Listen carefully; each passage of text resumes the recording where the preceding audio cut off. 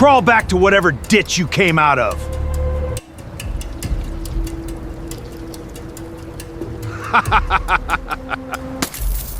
A man like you's never even seen $1 million, has he?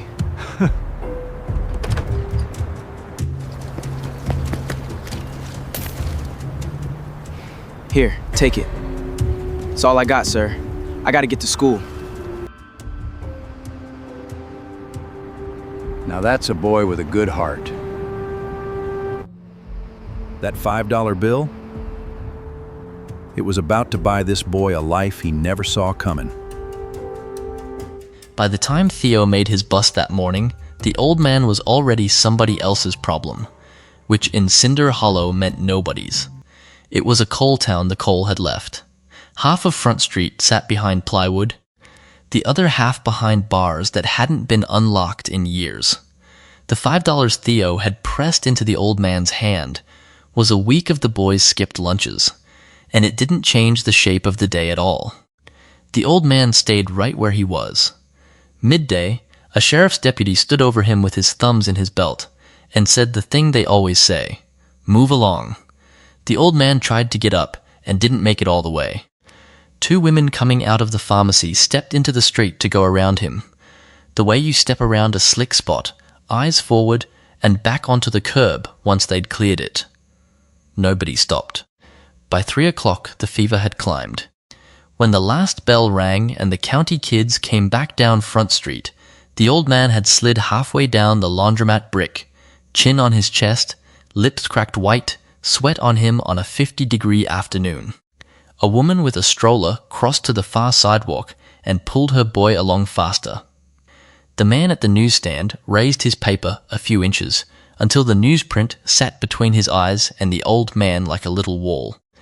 Theo came down the sidewalk with his backpack on one shoulder and stopped where he'd stopped that morning. The old man wasn't going to last the night out here. Anybody could see it. Everybody did. Theo stood there a second, two.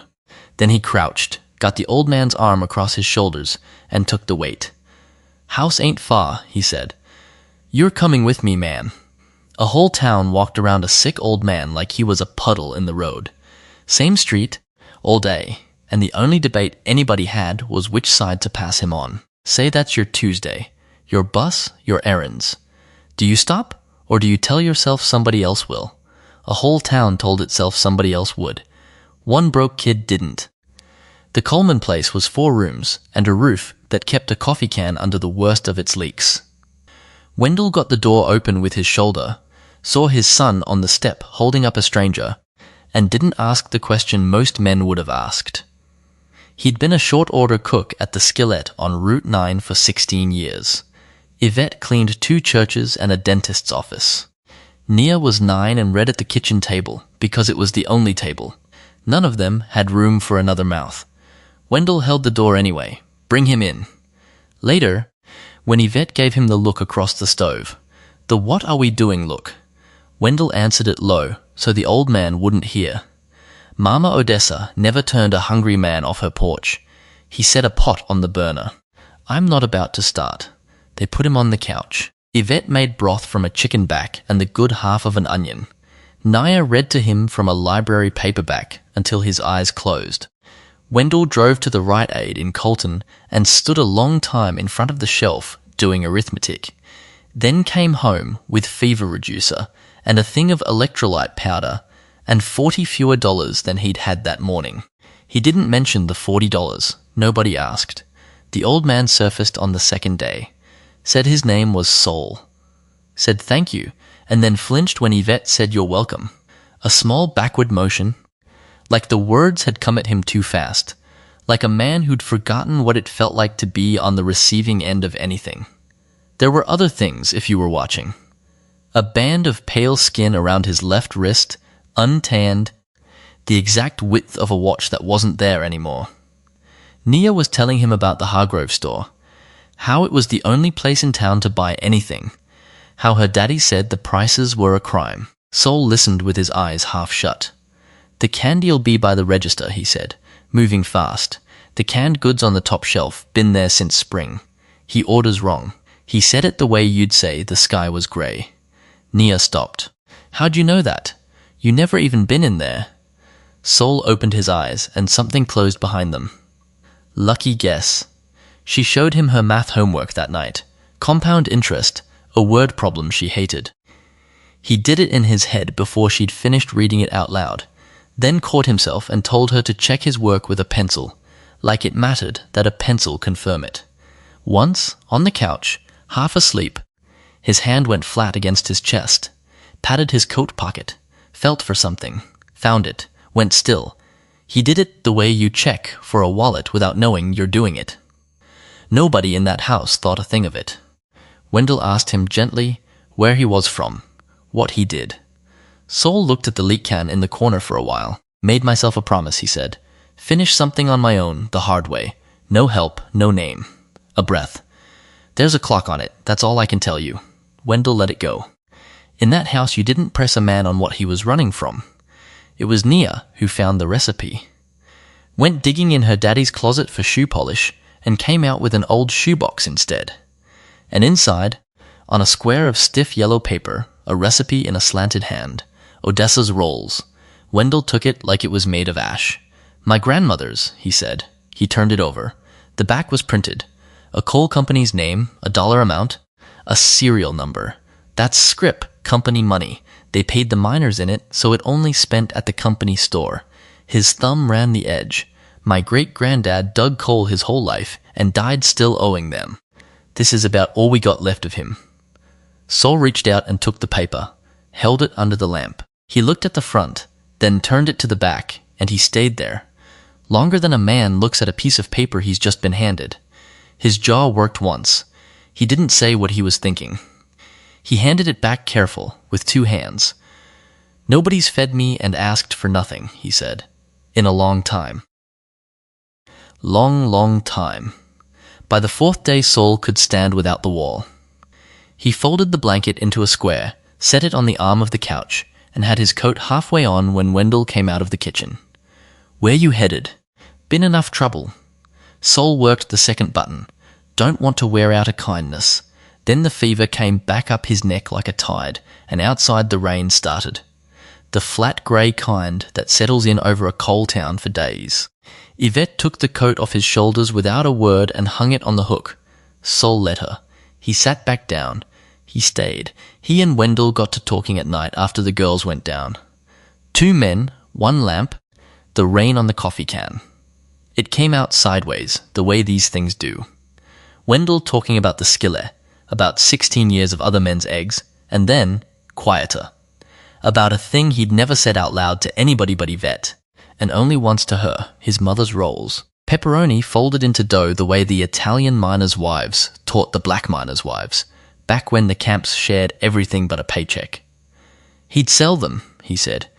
If he were a different man, he'd sell them. So why don't you? Saul said. Wendell laughed, but there was nothing in it. I got a wife, 2 kids, no cushion. A man like me, you don't open a shop. A man like me keeps the job. He turned his coffee cup a half circle on the table. I'll give a stranger my last $20. He wasn't looking up now. But betting on myself, that's the one thing I never had the guts for. Saul didn't tell him he was wrong. Didn't promise him anything. He just asked one question. Lo, what was it worth to her, your grandmother, making those? Wendell was quiet a while. Everything. It was the one thing that was hers. Then you already know what it's worth, Saul said. You're just scared it's worth it. Hold on.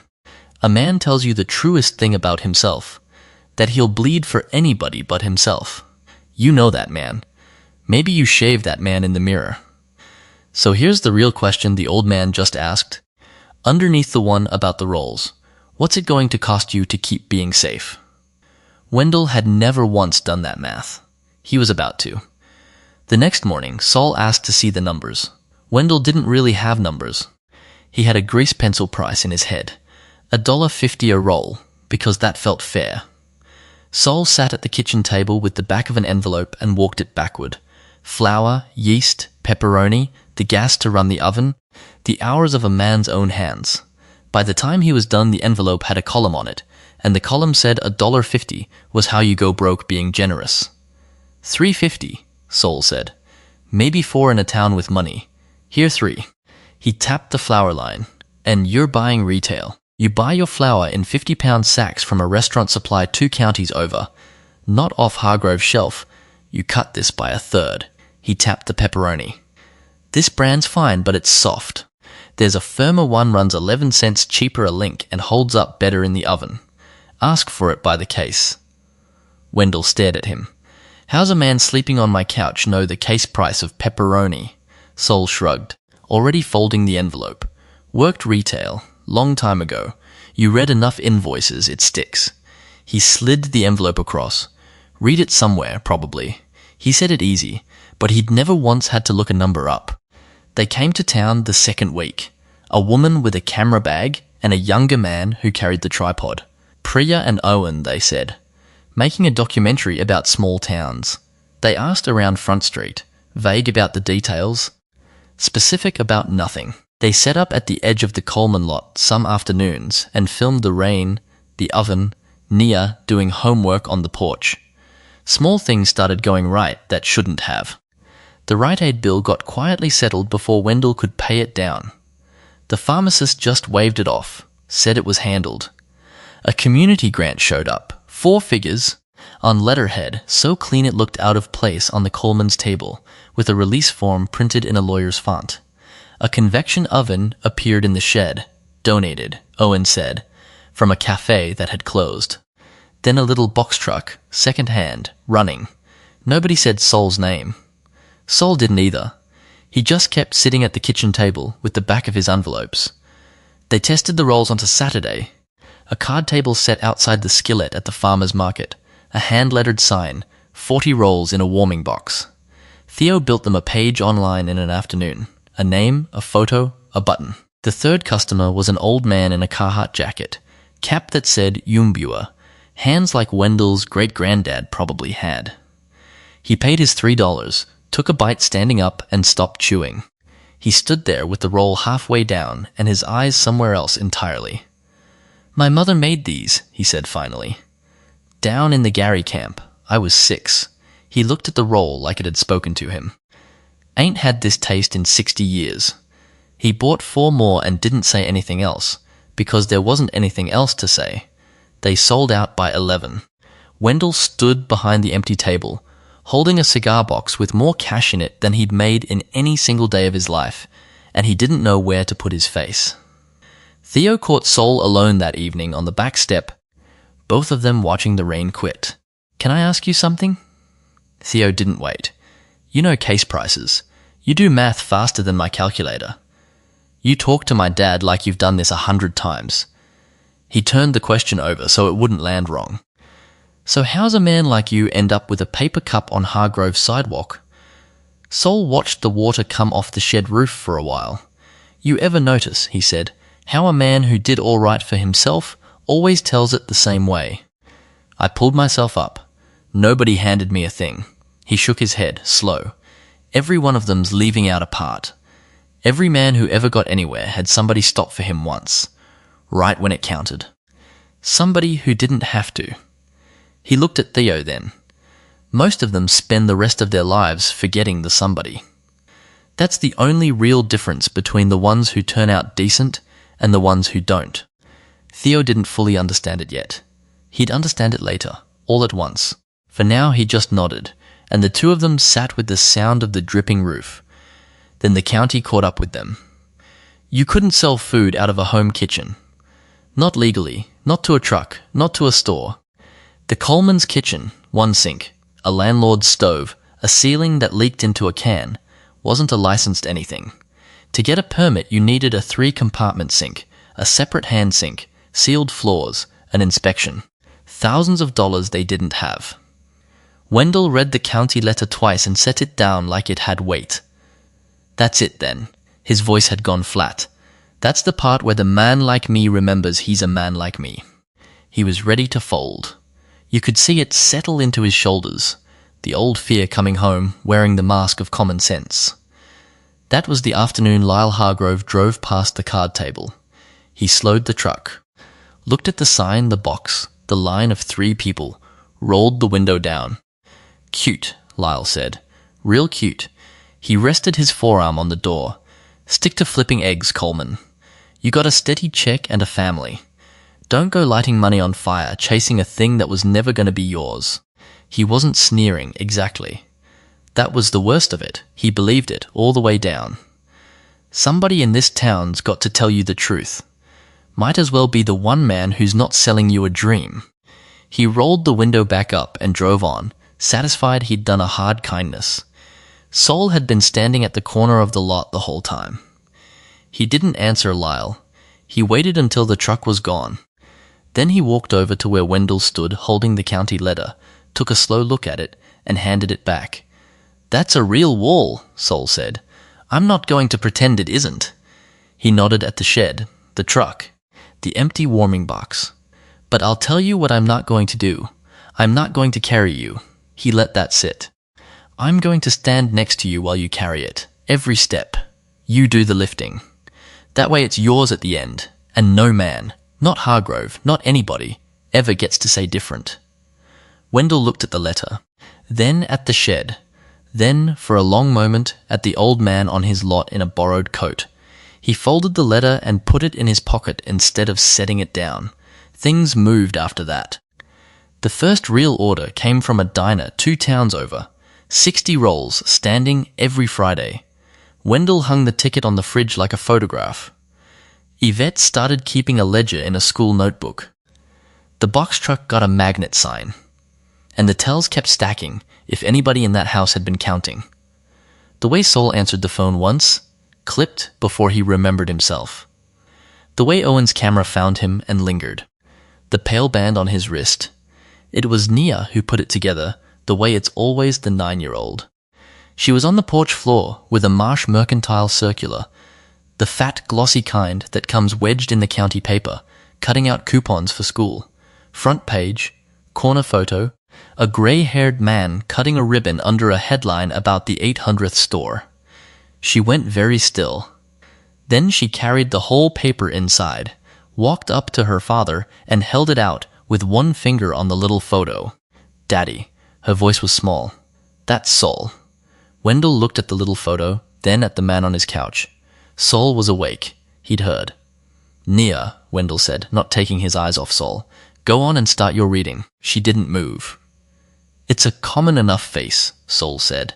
He reached for his coffee. His hand wasn't quite steady on the cup. Lot of grey-haired men cut ribbons. Nobody in the room believed him, and he knew it. And he didn't try again. He just held the coffee and looked at the middle distance, the way he had on Hargrove's sidewalk with the deputy standing over him, waiting for it to pass. It didn't pass this time. The knock came an hour later. A woman on the step, mid-40s, a lanyard still around her neck from some airport, a rolling case behind her, and a tablet under her arm. Behind her at the curb sat a car too clean for Front Street. She had the look of someone who'd driven fast. "I'm looking for..." She started, brisk, already past a vet at the door, already scanning the room the way a manager scans a floor. Then she saw the couch. Everything about her changed at once. The shoulders came back.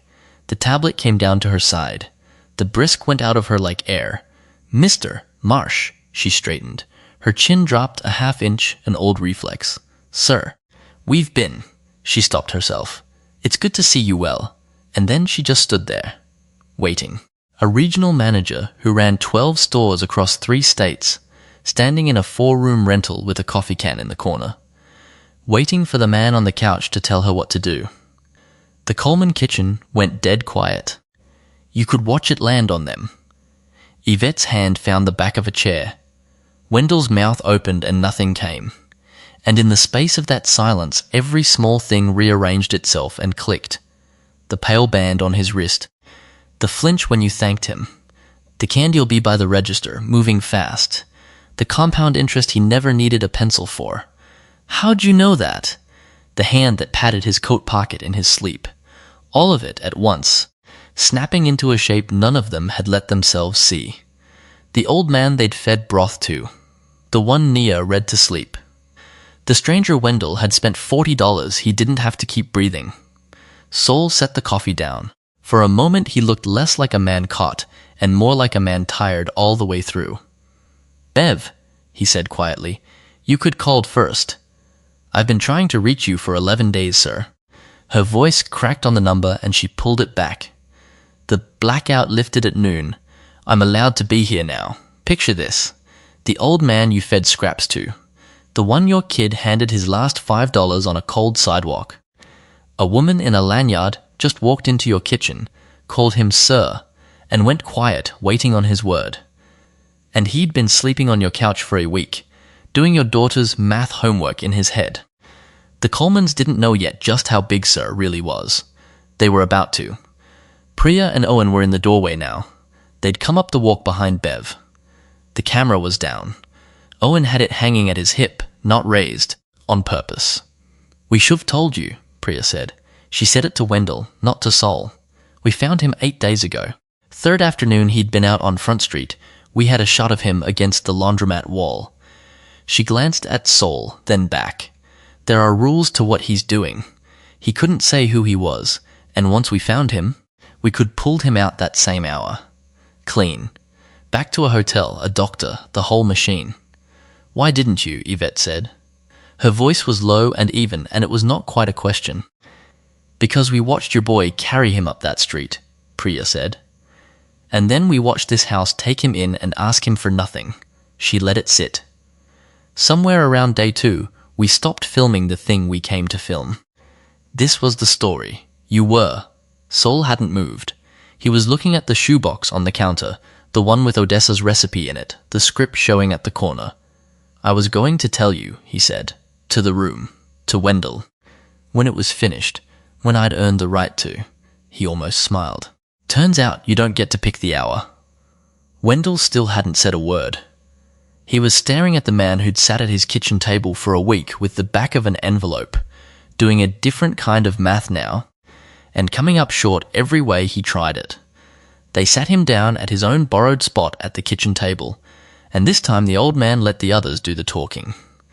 Bev did most of it, because Sol wouldn't. She stood by the counter with her hands folded, and told the Colemans who they'd been feeding. Solomon Marsh started with a card table. 1971. A folding table and a truck bed outside a shuttered mine in a Kentucky holler, not 40 miles from where they were sitting. Work boots, canned goods, thread, nails, sold to men who'd been paid in scrip their whole lives, and had never once held a store that would take real money at a fair price. He called it Marsh Mercantile because mercantile was the word the company store had used, and he wanted to take the word back. One table became one store became 9. By the time Bev got to the number, she said it plain, the way you say a thing that doesn't need dressing up. 840 stores, 26 states. She paused. All of them in towns the big chains wrote off, towns like this one. Another pause. Forbes has had him on the list a while. He doesn't like the list. Yvette sat down slowly. 9 years old at the table, Nia was doing the thing she did with big numbers, mouthing them, testing their size. 840. She'd read to that man from a library paperback because he couldn't keep his eyes open. He's worth. Bev started. That'll do, Bev, Sol said. First words in a while. Quiet, but the room closed around them. She stopped. He didn't want the number said out loud in that kitchen. That told them more than the number would have. Wendell finally found his voice, and it came out rough. Then what in God's name were you doing on a sidewalk? That was Owen's part, and Priya's. They'd signed papers not to say much, but the blackout had lifted, and some of it they could tell. There was a series. Private, unannounced. No title card, no press, a streaming thing that hadn't been sold to the public yet. The premise fit on one line. $1 million. From zero. In 100 days, in a town that's never heard your name. Sol had done the pitching himself. He'd built an empire over 50 years, and somewhere in the last few he'd started to wonder. In the quiet way rich men don't say out loud, whether he could still do the thing he'd done at 23. Whether the man was still in there or just the money. There were rules. His rules, mostly, he'd written them stricter than the producers wanted. And the strictest one was the solo leg. 48 hours at the drop-in alone. No crew, no phone, no name. Just a man and whatever was in his pockets, the way it had actually been in 1971. Cinder Hollow was the drop point. It went wrong the first night. Somewhere between the bus and the bridge, the envelope of seed cash, a few $100s, the honest starting stake, was lifted off him, along with the burner phone, by someone who needed it more or wanted it worse. And then the fever, the one that had probably been coming on since the bus. By morning he had no money, no phone, no crew for another day and a half, and a temperature climbing toward 103. That's the rule, Priya said. During the solo window, we don't track him. We can't. That's the whole point of it. Her jaw tightened. From the second his 48 hours ran out and he hadn't checked in, we were looking. By the time we found him, he'd been 3 days on that street. We couldn't exactly put out a bulletin. Billionaire missing in coal country. That's a circus, and it ends the thing he was trying to do. She looked at Sol, so we came quiet, and we found him on your porch. The paper cup. The 63 cents. The 3 days no one stopped. He hadn't been playing poor. For 3 days he'd just been poor. Sick, broke, invisible, in a strange town, with every dollar he owned locked behind a rule he'd written himself and no way to reach it. Then the phone rang, and they got to watch the other man. It was on the table, Bev's phone, and a name came up she deferred to without thinking. She looked at Sol. He held out his hand for it. Marsh, he said. Not hello, just the name, flat. And the whole shape of him changed. The tired old man folded away and something older and harder sat up in his place. He listened for maybe 10 seconds. Then, the Coleman rolls, regional. Start with the 9 stores inside 60 miles. Logan, Williamson, the 2 in Mingo. End cap. Not a back shelf. I want them where the register line sees them. A pause. No. He supplies from his kitchen once it's licensed, not before, and we're not fronting the license. That's his to earn. We buy at a fair wholesale, same terms as any vendor, and if the numbers don't hold, we say so. Another pause. Because I ate one. That's the number. He handed the phone back. It took the room a second. He'd just moved a regional product line into 9 stores across 3 counties in the length of a phone call, in the same kitchen where, a week ago, he'd needed help sitting up. The old man who read shelves right from a couch. The one who knew the case price of pepperoni. It had never been a guess. It had been the quietest man in the room, being the one who'd done it 840 times. Wendell said, Careful, you don't have to do that. Any of it. I know I don't. Sol set both hands flat on the table. That's what makes it worth doing. He explained it once, and he didn't say it twice. I'm not writing you a check. He let Wendell see he meant it. If I wrote you a check, in a year you'd have a nicer kitchen and the same fear, and the first hard month you'd tell yourself it was always somebody else's money anyway. I've watched it happen to better men than either of us. He tapped the table. I'm handing you what a boy handed me on a sidewalk. A shot. That's all. You do the lifting. What you make of it is yours. Yours to keep. Yours to be proud of. Yours nobody can take back. He looked at his own hands for a moment, the pale band on the wrist. People are going to hear about this, he said. They're going to want it to be a story about a man who pulled himself up. Worked hard, never quit, made himself. His mouth did the thing that wasn't quite a smile. I did work hard. 50 years. Don't let anybody tell you I didn't. A breath. But I'd have died against that laundromat wall with 63 cents in a cup. And nobody would have ever heard the name Marsh. If an 18-year-old with $5 to his name hadn't been the only soul in that town who stopped. He looked around the table. Yvette. Nia, the empty doorway where Theo would come through after school. Every man who ever made it is leaving that part out. I'm done leaving it out. How many people walked past that old man to get to that porch? A whole town. Store owners, a deputy, 2 women who stepped into the street so they wouldn't have to. 1 kid stopped. So the next time somebody sells you the story of the self-made man, the one who did it all alone, ask them the only question that matters. Who stopped for you? Sol Marsh spent the rest of his life answering it. You're about to see how. 1 year later, Front Street had a light on in a window that had been dark for a decade. Odessa's opened in the old dry goods space 2 doors down from Hargrove's. Sol had insisted on Front Street, insisted on that block. Wendell tied on an apron in a kitchen that was his, in a building with his grandmother's name over the door, and stood there a second before he could make his hands move, the way a man stands at the edge of cold water. 3-compartment sink, sealed floors, a permit in a frame by the register next to a different frame that mattered more. He hired 4 people that first year.